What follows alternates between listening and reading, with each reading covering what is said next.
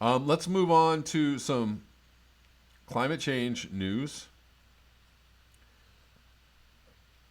And again, this is kind of along the lines of misinformation or narrative shaping. Uh, this is kind of weird. This isn't truth out, and I found this headline, the headline at least, to be bizarre. So apparently, praising emissions reductions due to coronavirus, apparently it plays into right wing strategy. Okay, so guys, you cannot be proud or happy or excited that we've reduced our emissions as a result of coronavirus. You can't do that, okay? Because it plays into right wing strategy. Okay, you're just giving them what they want. I already loathe this article just from the title because I can tell this is just going to be full of stupid thoughts. A study published in Nature Climate Change recently found that in early April, daily global carbon dioxide emissions decreased by 17%. And in Georgia the Jungle cartoon, or is it Tom Slick, where they're all the crowd, they go by, they're racing around the track, and the crowd goes, "Yay!" Decreased by 17% compared to the 2019 mean levels. Because of shelter-in-place rules and businesses being closed, people have been driving and flying less. Yes, that's what they're supposed to do in order to combat climate change and lower emissions. That would be good, leading to lower emissions. Shortly after emissions starting dropping in March, the climate community was careful to apply nuance to the emissions reduction discussion. Because we can't be, seen saying that there's a silver lining to coronavirus because, gosh, we can't hold two opposing thoughts in our heads at once. I mean, we only have to see things from one perspective. Otherwise, we're bad people. This is literally where this is going. Less carbon dioxide emissions, while good, should not be celebrated when caused by a global pandemic. Right? Because you're a bad person for even thinking that there's, something good can come out of a global pandemic. You're evil and you're bad, and you're probably helping right-wingers. In other words, while this time may show us the extent that people can come together in action, the ends don't justify the means. The means are being a global financial crisis and hundreds of thousands of people dead. As climate scientist Carl Friedrich Schleusner, said in Carbon Brief, the narrative that the economic catastrophe caused by the coronavirus is, quote, good for the climate is dangerously misleading and could undermine support for climate action.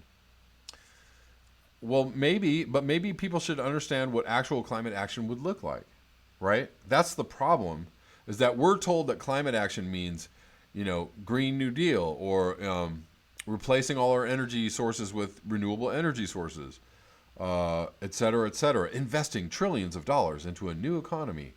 That's what we're told means, that climate action means. If somebody said actual real climate action would be degrowing our economy, degrowing our infrastructure, dismantling many parts of our infrastructure, dismantling the entire idea of a consumer, overtly consumerist society, from a highly consumerist society, right? That's real action on climate change, which is exactly what we're doing. What about the ends? What about lowering, our activities like driving and flying, thus reducing carbon emissions based on the threat of climate change? What if we did that? That's exactly the same thing. We're doing those things at the threat of coronavirus. What's the difference? There's actually no difference. So shutting everything down in order to fight this global pandemic is exactly the same as shutting everything down to fight the scourge, the awesome, frightening reality of climate change. It's exactly the same thing. Why not say, well, this is actually what we could do to fight climate change? No, they're telling you that individual action doesn't count. No.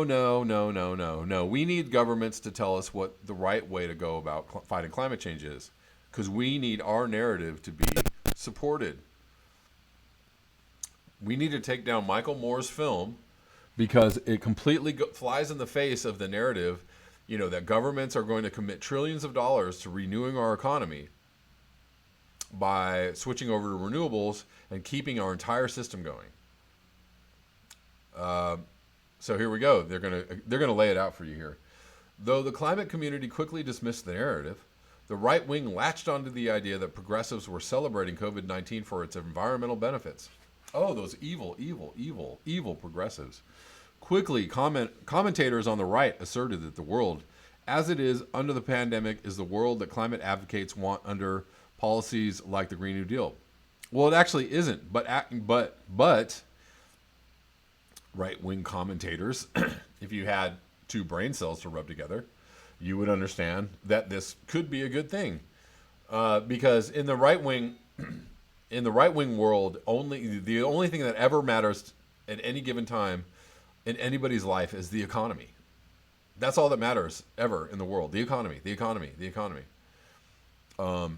Anything that threatens the economy is bad, and most likely some kind of plot from who knows, George Soros or somebody.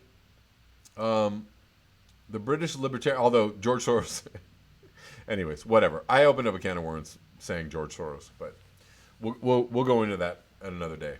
The British libertarian web magazine Spiked wrote that COVID-19 is a frightening dress rehearsal of the climate agenda. Spiked is incidentally funded by the Koch Foundation. Oh, well, of course. Meanwhile, figures like Alex Epstein, who wrote a book entitled The Moral Case for Fossil Fuels, whose organization Center for... So, the thing is that... Look, we're going to go down here to this. Right-wingers are grasping at straws. And they're trying to spin a couple pieces of straw into silk, said Anthony Lazarowitz, director of Yale Program on Climate Change Communication. I don't see anybody in the climate community actually making that argument that coronavirus is a good thing. Right, so that's the thing. It doesn't matter because the right wing and right-wing commentators are just going to say stupid stuff all day long. People that believe climate change is a hoax they're going to say dumb things all day long. So why are you worried about this?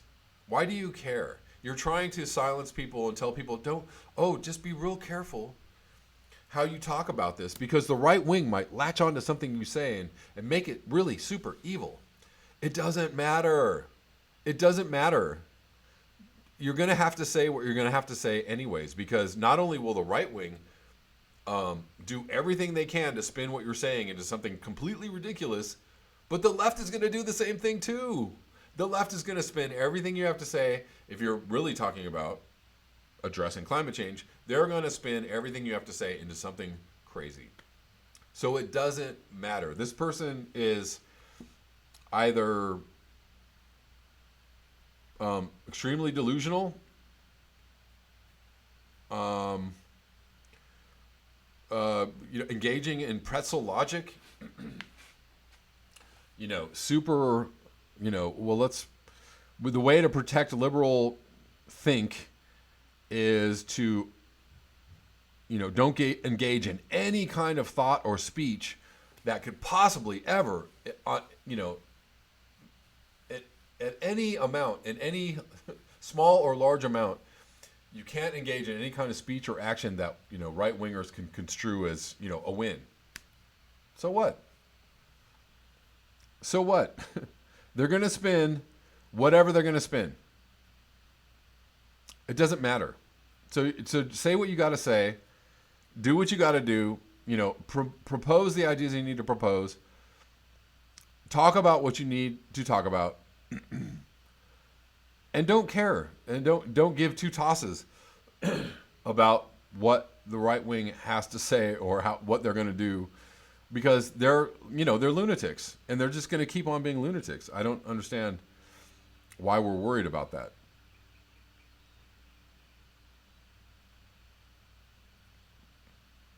I am Sweetleaf says money equals power. Threatening money is threatening power. Money is the tool. Power uses to position itself. Why threatening money is the problem, right or left? Exactly. Ding, ding, ding. I am Sweetleaf. That's exactly right. Anyways, moving on to one last. Hold on. I thought I had one last climate change article in my queue. It turns out I lost it. Hold on one second, guys.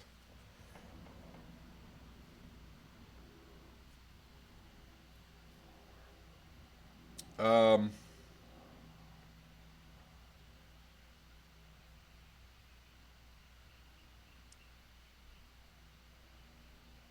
don't know if I'm going to find it or not. Where are you?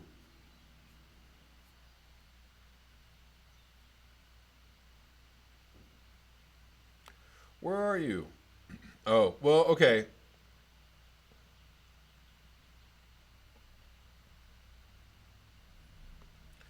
So, in the essence of being fair and showing another possible side of you, I'm not a proponent of renewables. Of course, it takes a huge amount of power, carbon fuels, fossil fuels, carbon emissions, in order to create these renewable energy sources. But we're going to go through this article a little bit.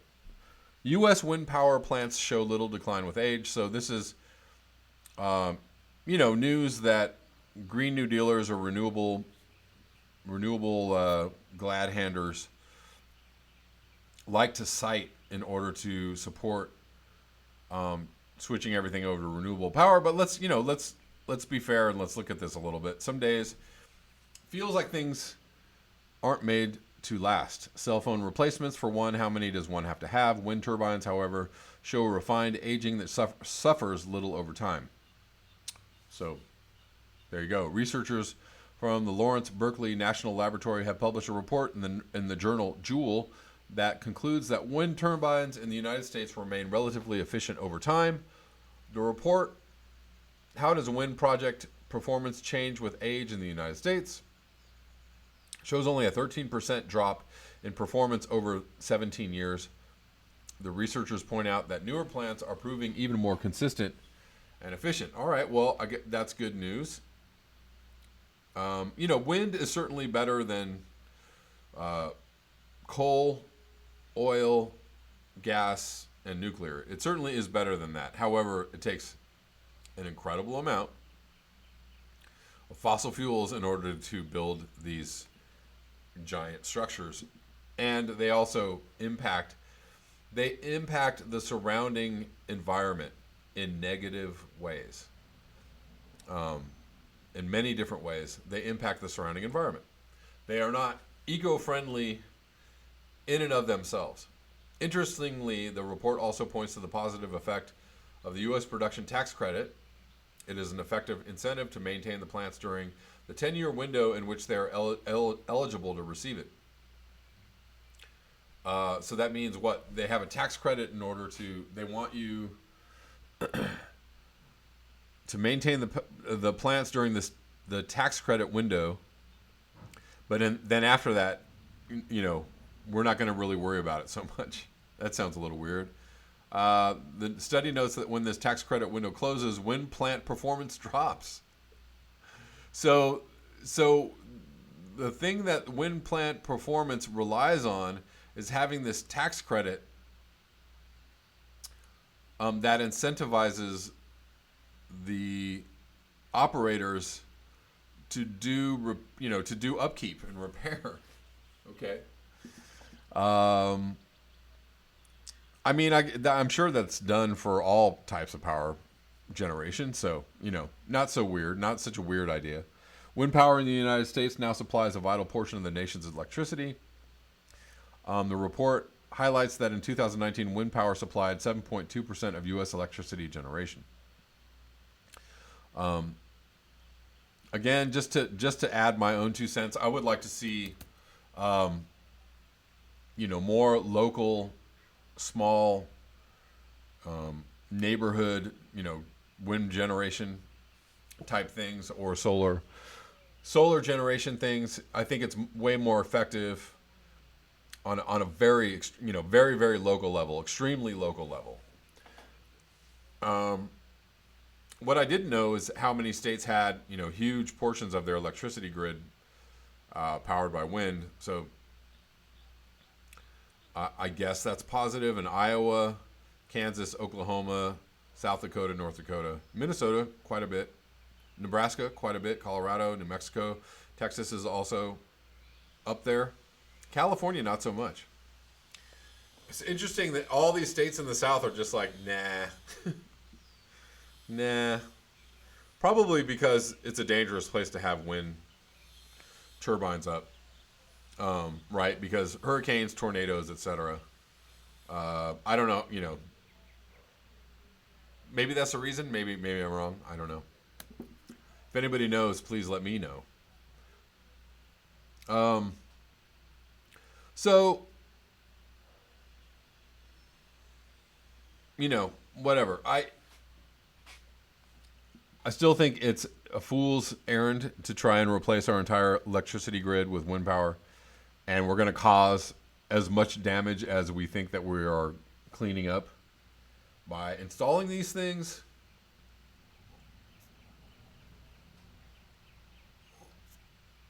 Jay Thadcast, they don't have good wind in the South? Okay. I'll go with that. I don't know. Yeah, maybe it's the terrain, maybe it's the weather. I don't know. But I'll sounds reasonable to me.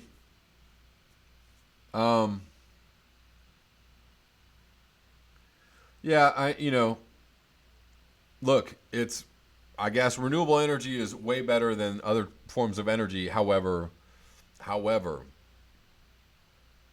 it is true.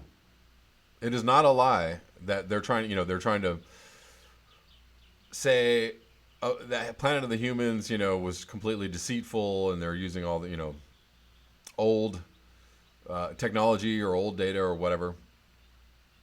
The truth is that these technologies need an incredible amount of inputs, minerals, materials, and they need an incredible amount of carbon emissions in order to make them and create them.